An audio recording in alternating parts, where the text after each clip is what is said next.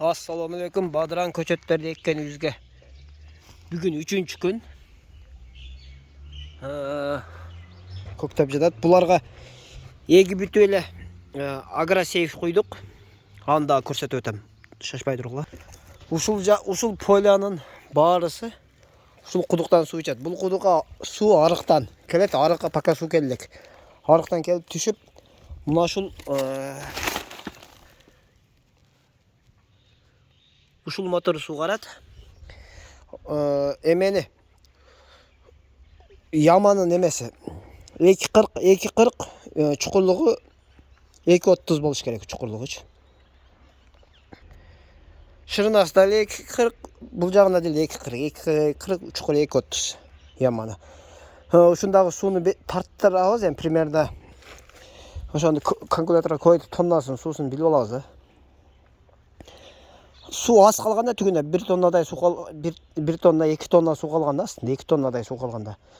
Ошо 2 тоннага ылайыктап дарыны салып, чылап, ушунча аралаштырып туруп, анан кийин тарттыра беребиз.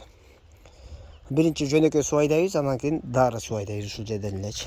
Өзү дары үчүн отдельный ёмкость болсо жакшы, бирок эми майда азырынча жок, ушундан эле айдайбыз.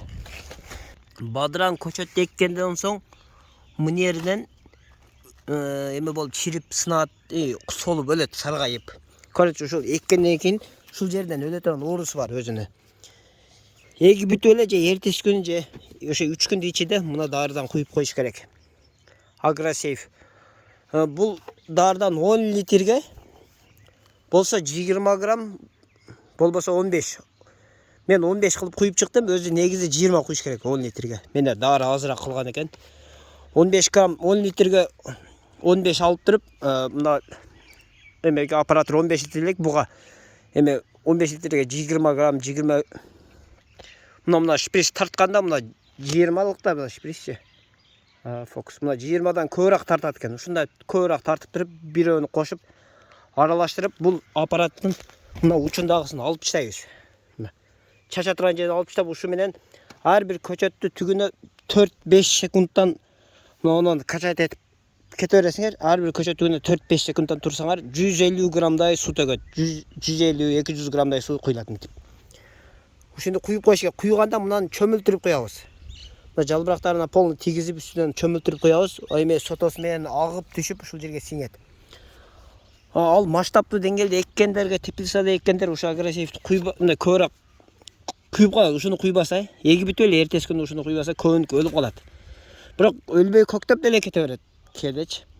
Эми бул чумо оорусуга окшош бирдеке, бир кырылса чекеден кырылып калат.